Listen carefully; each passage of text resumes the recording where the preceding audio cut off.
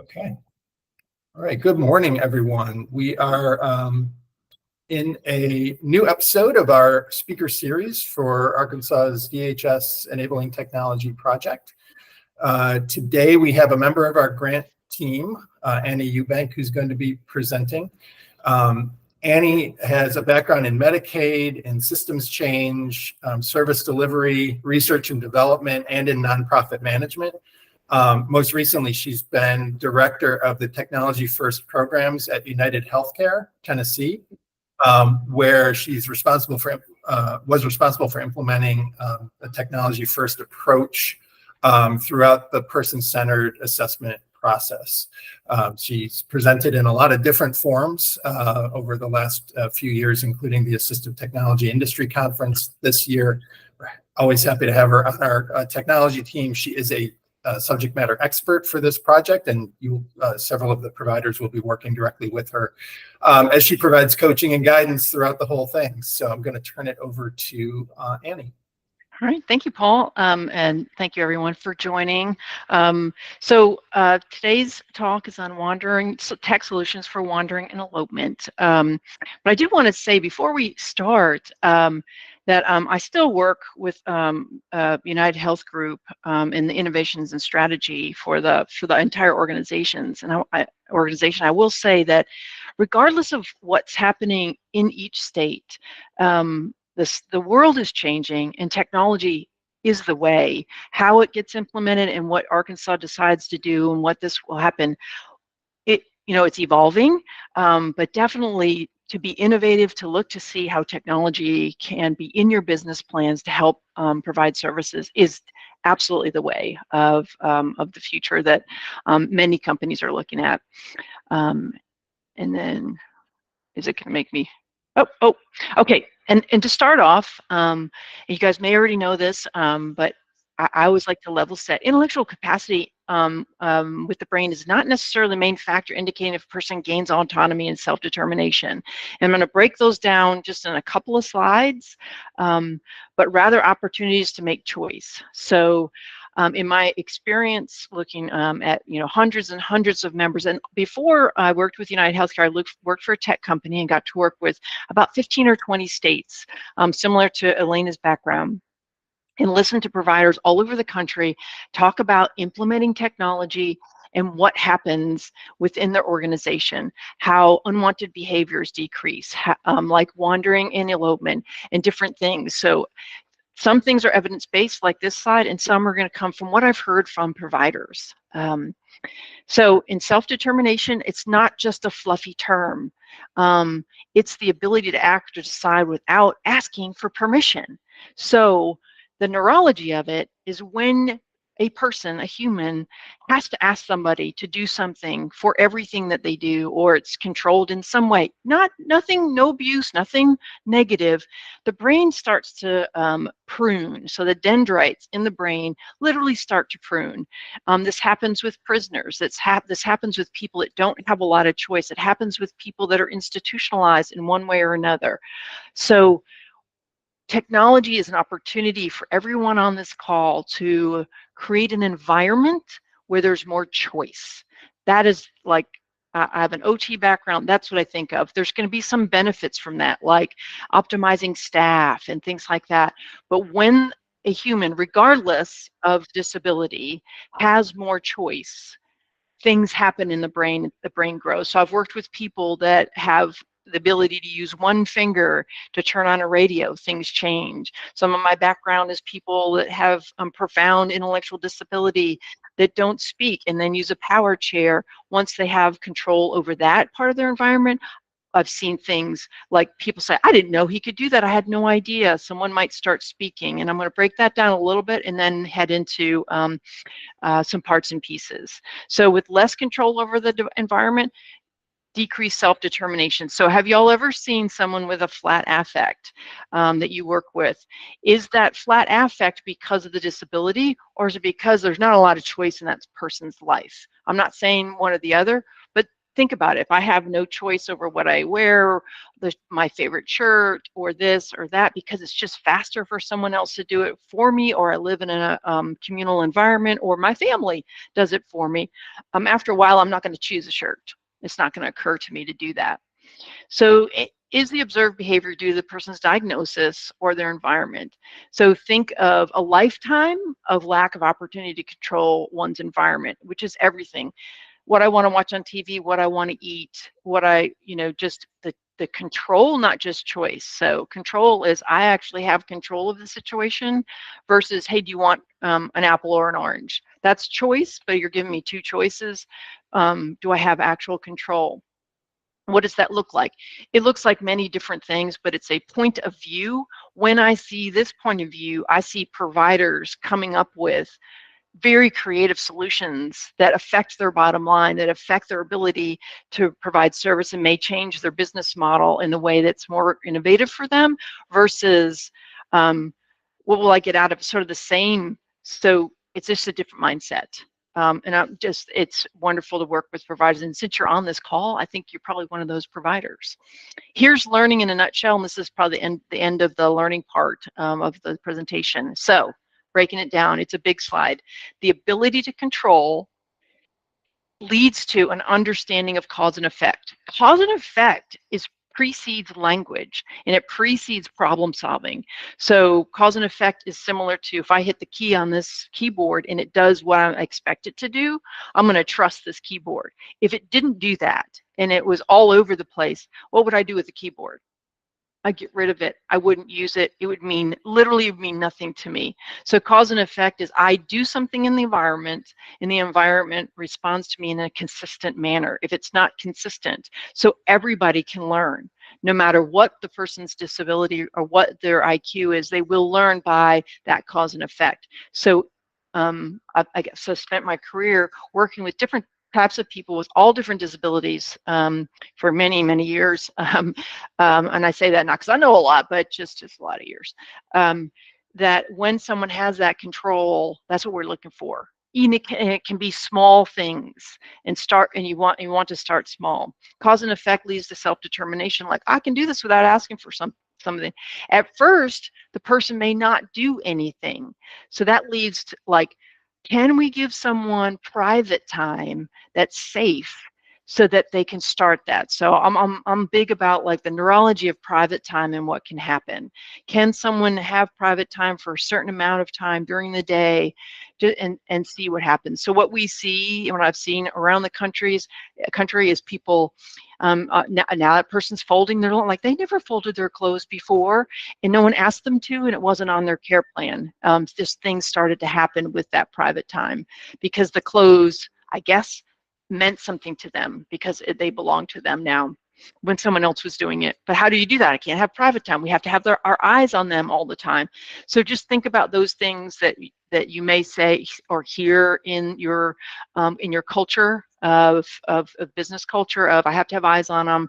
What's going to happen? What's the liability? Those are the kind of things you can question those now with technology, and will help you throughout with possible solutions.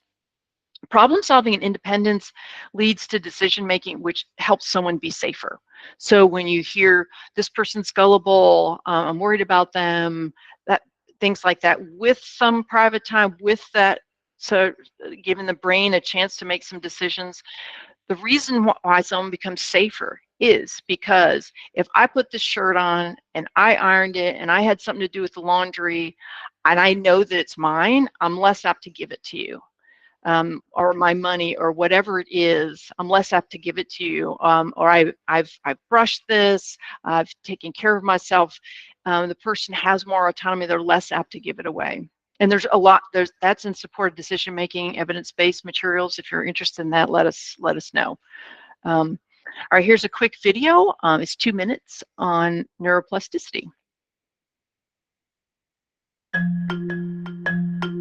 Not so long ago, many scientists believed that the brain did not change after childhood, that it was hardwired and fixed by the time we became adults. But recent advances in only the last decade now tell us that this is simply not true. The brain can and does change throughout our lives. It is adaptable, like plastic. Hence, neuroscientists call this neuroplasticity. How does neuroplasticity work? If you think of your brain as a dynamic, connected power grid, there are billions of pathways or roads lighting up every time you think, feel, or do something. Some of these roads are well-travelled. These are our habits, our established ways of thinking, feeling, and doing. Every time we think in a certain way, practice a particular task, or feel a specific emotion, we strengthen this road. It becomes easier for our brains to travel this pathway. Say we think about something differently, learn a new task, or choose a different emotion. We start carving out a new road. If we keep travelling that road, our brains begin to use this pathway more, and this new way of thinking, feeling, or doing becomes second nature. The old pathway gets used less and weakens.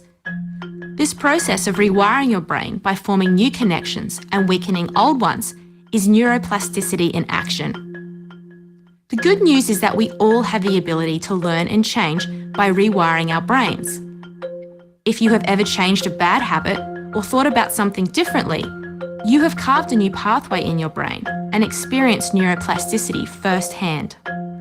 With repeated and directed attention towards your desired change, you can rewire your brain.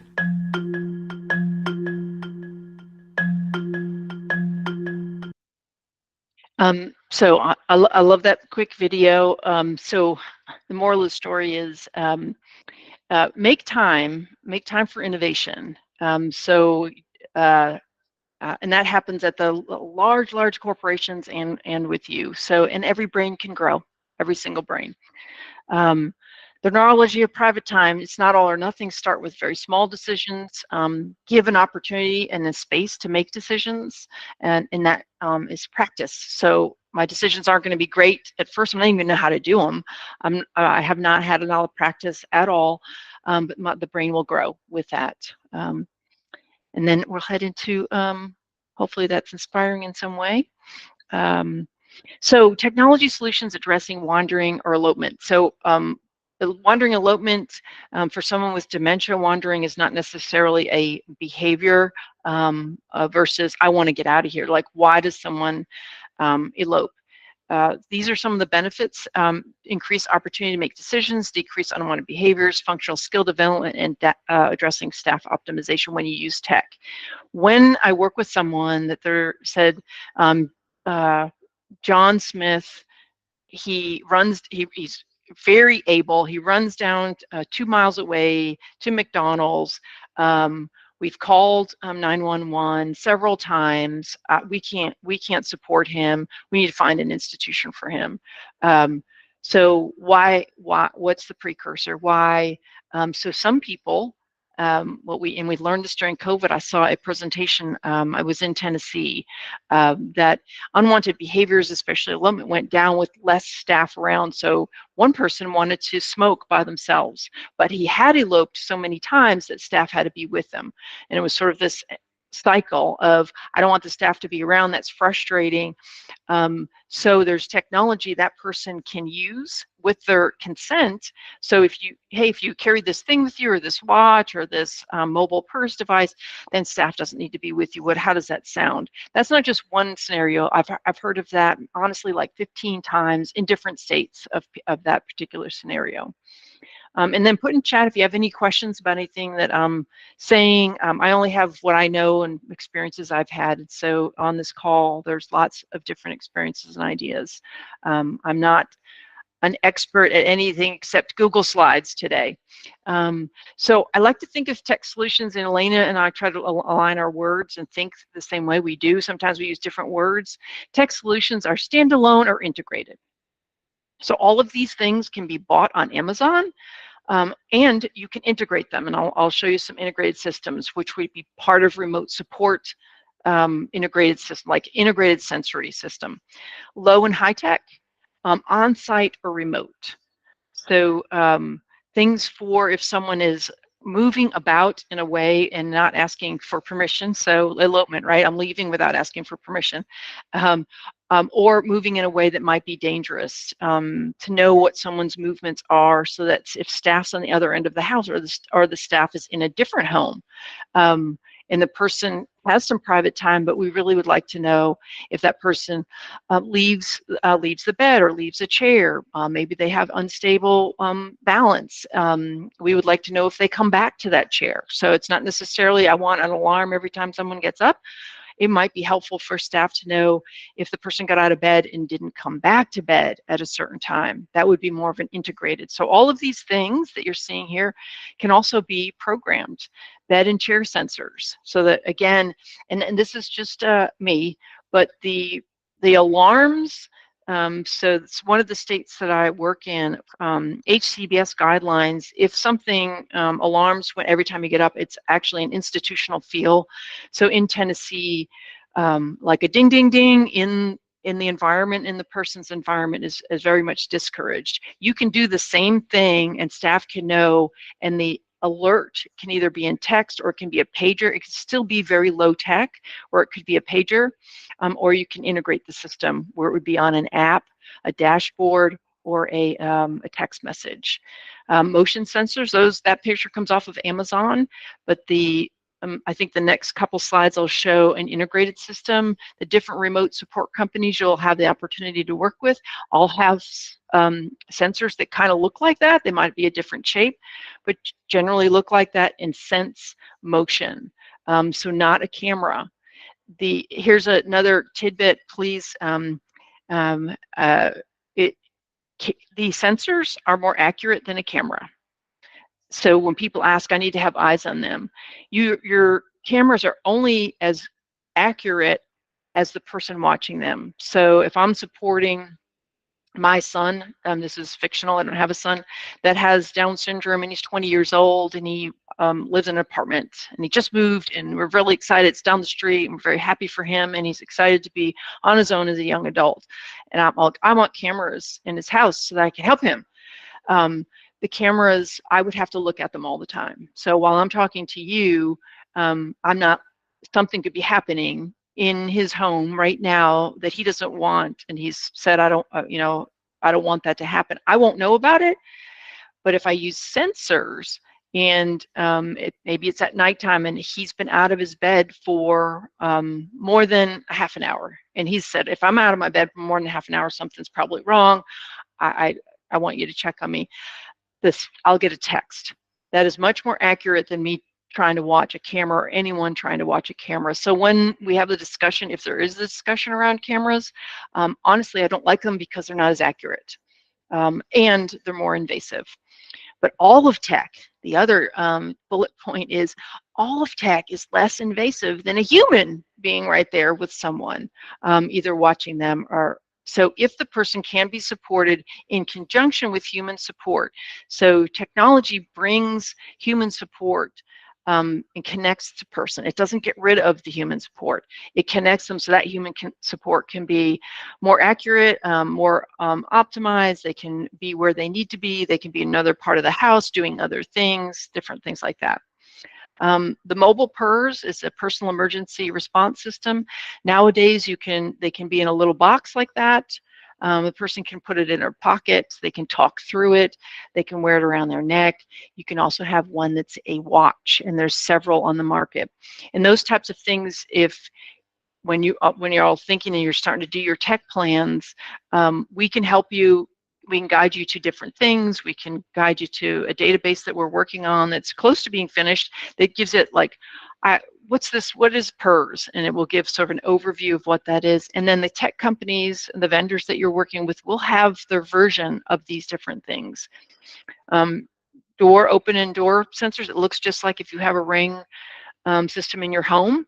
They may look a little different than that, but it will, you can get one, like you could have an app for each one of these, and that would be standalone, or they can be integrated, including the Ring doorbell. That's a great way to know if someone's coming or going. If they do leave, it depends on the person. So when someone says, I'm working with a member who we're really worried about, it's like, where did they go when they elope? What does it look like? How fast do they go? So I have a few questions before jumping to, oh, we need to do this, because maybe someone doesn't actually move that quickly. So where do they go? What's their go-to? Because it may be the same place each time. That's a different kind of technology. Like, okay, would they be willing to have this GPS so that when they got to McDonald's, they could just be checked on? What kind of road is it? Is it dangerous? What for them? Traffic, neighborhood, things like that.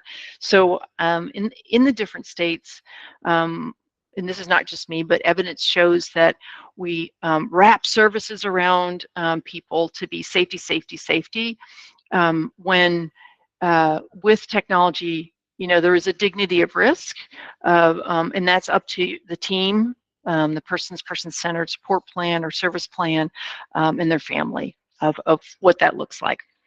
Are there any questions about what's on this slide or anything so far? I think I can hit.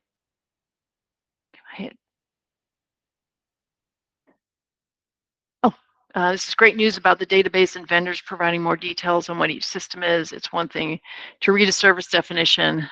Yes, there'll be a database, and then Paul, the vendors will be presenting, right? And we'll be doing vendor spotlights. Yes. Yeah, thanks for that comment, Jennifer. And beginning next week's speaker series, the last 15 minutes are going to be reserved for a vendor spotlight. So we'll have a vendor come in for a 5-minute intro and give you 5 to 10 minutes to ask them questions about their services. So that'll go out in Friday's newsletter. You'll be made aware of who the vendor is going to be for the following week. That's great. Thanks, Paul. Yes, and then I did a slide just on wearables, and this is just 3 things, and there's different ones. AngelSense is a wearable that has a GPS that you can talk through it. The talk through, I'll tell you right now, it depends on Arkansas. I really don't know how the Human Rights Committee works for you. The talk through, you can open the mic, so it would, in Tennessee, it needs to get reviewed by the HCBS settings committee, because you can't open it and hear everything. That can be, you can have that feature or not have that feature, but it's a great feature for people to move about. I think they call it geofencing. I really prefer the geolocation term better. So you can set with the person that it's a boundary, maybe the yard, maybe the neighborhood. And if the person goes beyond that, then the care team, whoever is designated on that particular app, would get a text. It doesn't mean, you call 911. It means whatever's set up. So technology gives you an opportunity to have a plan that is more nuanced. For this person, let's call them and see how they're doing. And do you need any support? Or the person could say, yeah, I'm at Starbucks. Do you feel like staying there? We'll come get you in a little bit. Or, yeah, I'm at Starbucks and I'm really upset. And can I talk to you for a minute? And that, instead of staff having to leave and having it be an incident. And that's, again, is it an incident? Is it not? If it follows the tech plan, maybe it's not an incident that you would be reporting as a provider. These are all things that I don't know Arkansas well enough. Air tags can be used, and then Elena suggested Boundary Care and AngelSense to include those. I think Boundary Care uses the Apple Watch, I believe. Any questions about wearables? And I mean, we could spend an hour just on wearables, but so if you have questions, you want a more in-depth, we can certainly create that. And that's something that if you're like, who does that? I think we're putting together a vendor rubric that would have each vendor and the things that they do. Do they have a wearable? Do they have a PERS? Do they have an integrated system? Do they have remote support? And we're putting that together for you also. Integrated systems, there's 3 up here. You'll have access to all 3 of these. There may be more, but these are 3 because the slide was only so big. On the left-hand side, the blue and red dots are technology that are integrated. And what that means is if someone is someone lives by themselves or in the same home with the family, or even a communal setting, a residential setting. So they get in and out of bed maybe 5 or 6 times during the night. For a person, I may not want to know, as the staff, I may not want to know every single time they're out of bed, because that would be pinging me all night long. And this has happened. So when staff haven't understood how the system works, they're like, I need to turn that sensor off. But the sensor can be programmed if this, then that, logic. So I want to know if the person has not gotten back into bed after a certain amount of time. And if you look at that diagram, if the person does get up and let's say they fall in the kitchen, what will happen is the bed sensor will sense vacancy. I don't want an alert yet for that particular person. The bedroom sensor will pick them up. The living room sensor will pick up the movement of the human. And then if there's no movement in the living room within you would program this, and the vendor will help you program. If there's no movement within 20 seconds, a minute, that probably means that person's body is on the floor, because their human has to be somewhere. So if they move around, they go to the kitchen sensor would sense it. So it will sense lack of movement, and that probably either they're standing very still or the person has fallen. So it makes the house very sensitive. You can make it as sensitive as needed. If it's someone with an unsteady gait and you're very worried about them, maybe you do want to text the moment the person gets out of bed to make sure staff is aware that person's up. It depends on you would evaluate fall risk and gait and functional activities and things like that. But that way the person can move about, and the system is always on, but it's monitoring movement. It's not monitoring what they do. So it's not a camera. Any questions about that? Does that sound like it would be something that's helpful, that would be applicable in your worlds?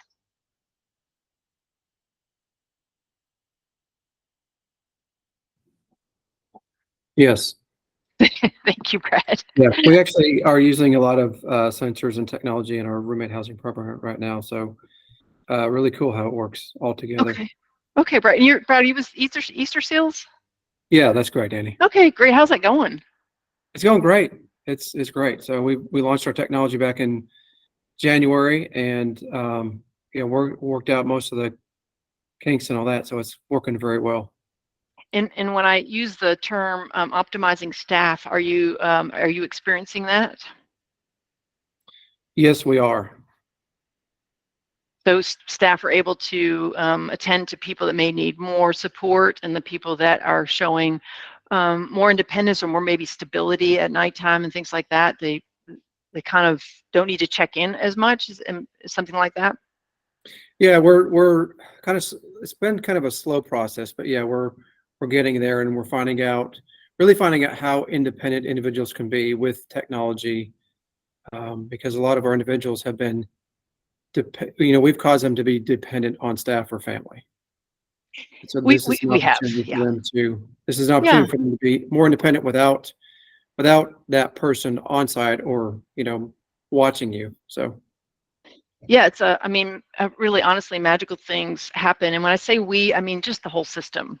We have for people that have been institutionalized or people that have a disability, really all disabilities, and as we age, we lose our some of our autonomy also. So the we is not a bad we, it's just the system.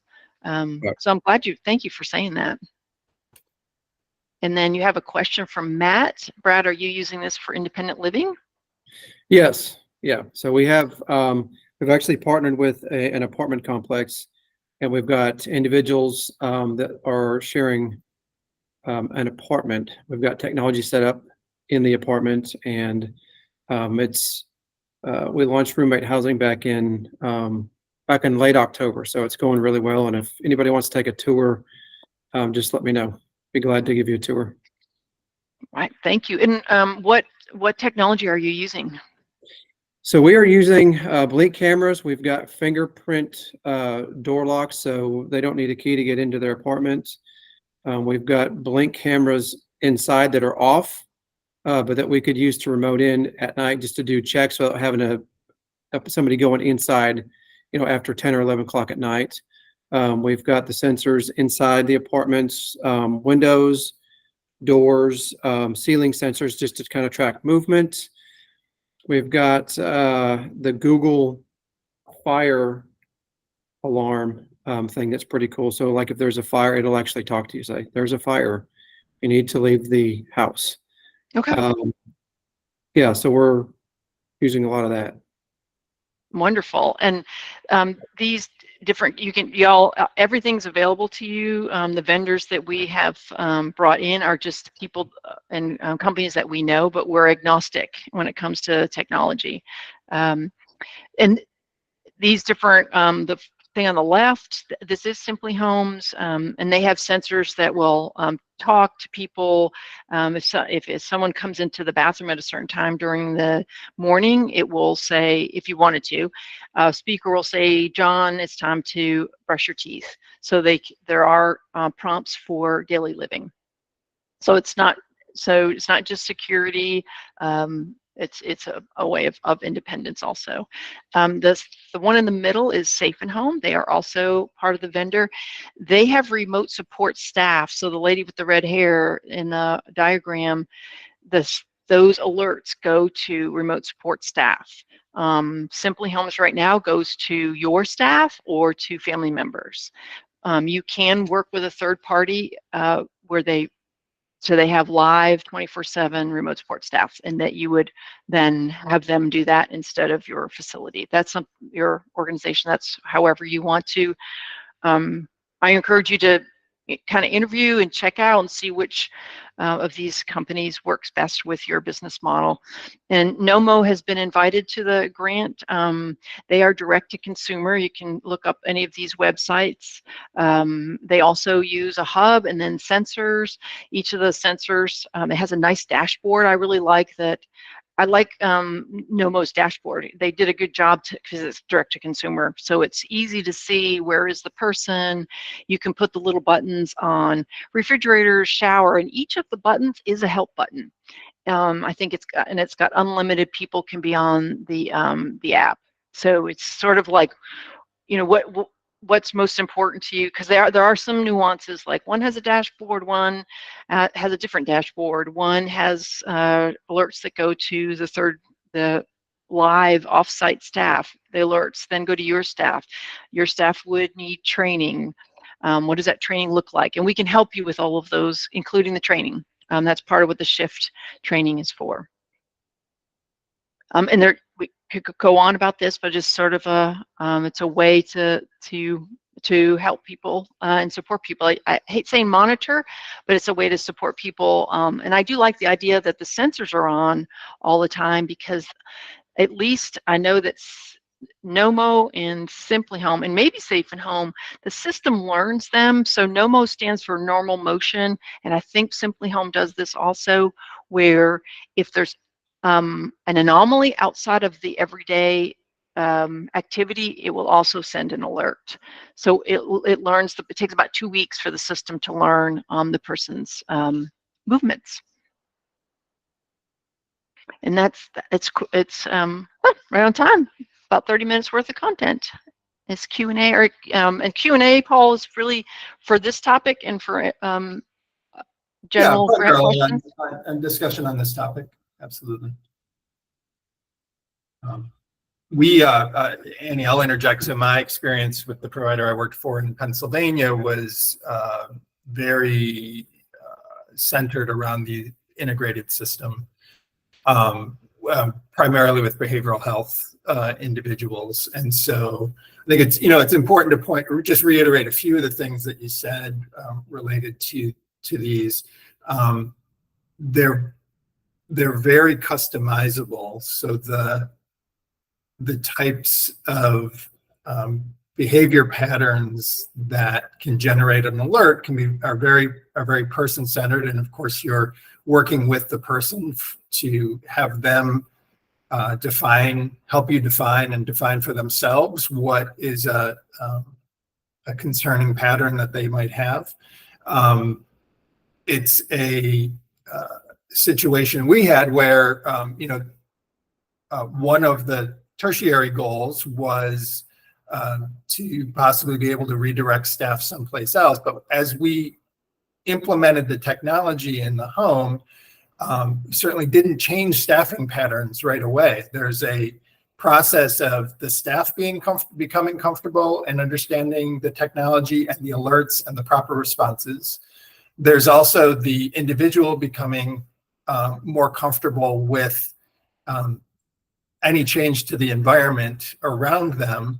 And then, you know, the removal of staff becomes a, you know, maybe they leave for a half an hour and then they return, and sort of you just introduce the idea to the individual that you can live more independently here and more safety, and we've got your back still because we constructed this in a way to keep you safe and allow you more independence. But it's a process to get everybody accustomed to this, and I want to make sure, like, the providers in particular are, you know, aware that when you implement a system like this, it's not, you know, drop the mic, we're done. That starts the process of everybody just living in a slightly new world. But we, you know, we feel, and we proved out in Pennsylvania with our organization, a world where independence is attainable with the help of these gadgets.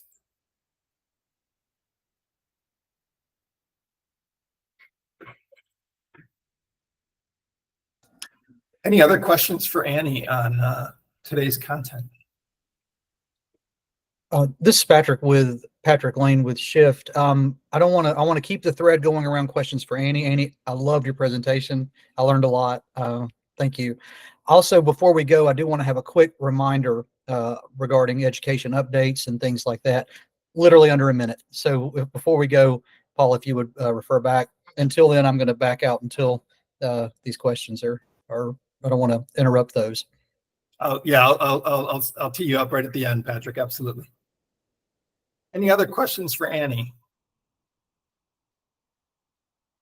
Okay.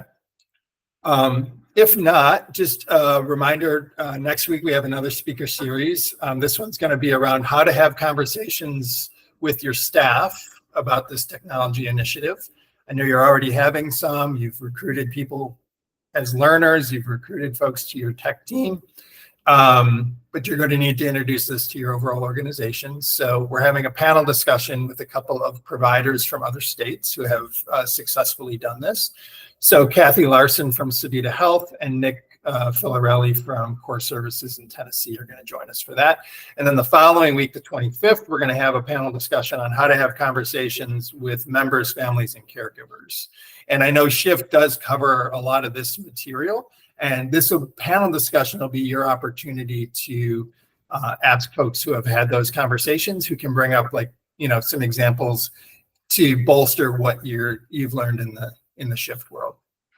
And Paul, there's a question from Elise. Has anyone used this technology of the older community, specifically, not just the ID community? Yes, Elise, actually, that's been my focus with United Healthcare in Tennessee. The Choices program, which is much higher cap than the IR, which like Group 2 is over $100,000. So they had a benefit of $5K a year for each member. So each member in Tennessee was screened for technology use.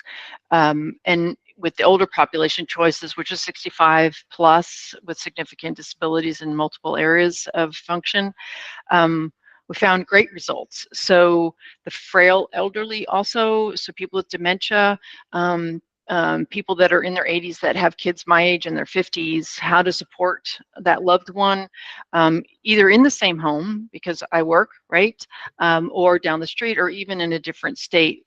Great success, because as far as falls, and also if someone's starting to slow down. So the sensors will know, you can see trends. So like if someone uses the bathroom a lot, the number one reason in Tennessee in the Choices program, I know I'm allowed to say this public, is UTIs.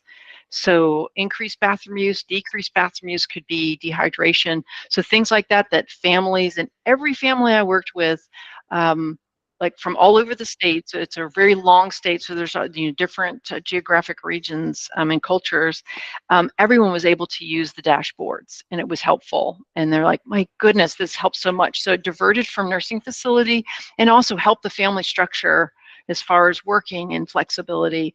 So if you want to talk more offline about that, I'm available. But the care coordinators were very excited to have something that they could offer families to, because have you ever met a family that's like, yes, let's go, we're ready for a nursing facility? Families were more than happy to learn what these sensors mean. And once the sensors are up, they're up.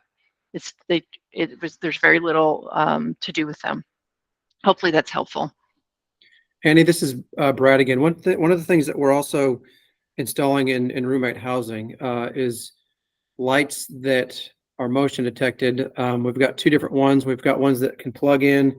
So if it gets dark, they can turn on, or if there's movement, they'll turn on.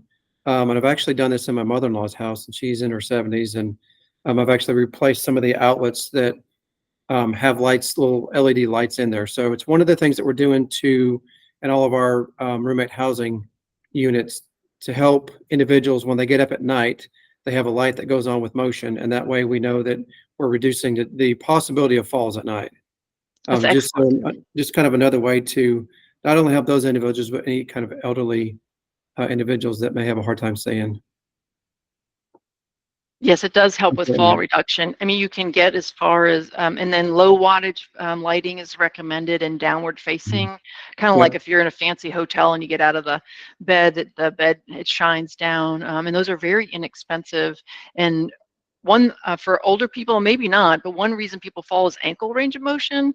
So if you see that someone's been in their chair for 2 hours, you could get a text just to remind whoever the caregiver is to remind that person, hey, wake up, wiggle your feet around. And before you get up, wake up, because as someone starts to move forward and their center of gravity goes over their ankles, if the ankle doesn't move, right, and doesn't move well, you literally it's hard to catch yourself.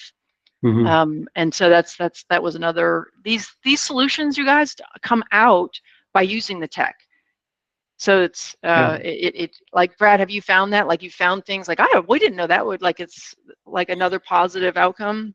Yeah, it is. It's like $4 per light. So it's cheap. I mean, you're reducing the risk for a fall, and you're saving thousands of dollars if there is a fall. So yes. And an ED visit and an incident and all the things that go. Ambulance and yeah.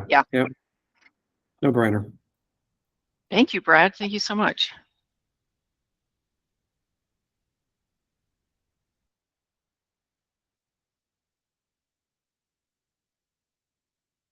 All right. If there's no more questions, then I'll kick it over to Patrick for his learning update.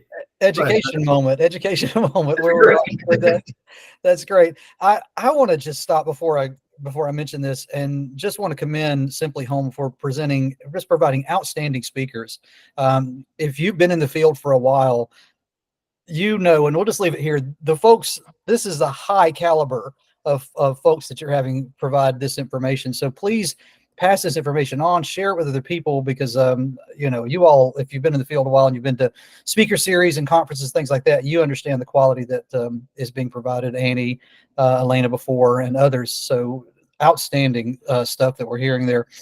And I love to hear the feedback that's going on with each other. Make sure that you're talking to each other. Create your own kind of internal learning community where you can speak and keep up with it, because you have ideas and discover things that no one else knows. And you might be the first to do that. So share that along. Now, here's the challenge. I want to make sure that we all remember we've got 90 days from your enrollment date to get that learning complete. And as I look through this, I'm seeing kind of mixed results. Some folks are really moving along. Most agencies have got some progress, but if I'm being candid with you, it's not enough progress. Don't mean to be, I'm not an auditor, I'm not being harsh, but we really need to move that along, because you can't move to accreditation, especially if you're moving to accreditation. You can't move to accreditation until every slot is filled. You can't have any empty slots for those learners.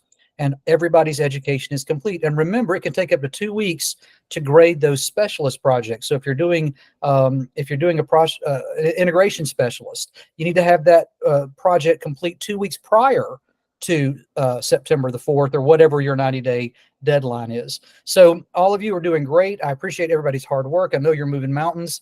Want to encourage you to keep pushing, encouraging folks so that they get that finished.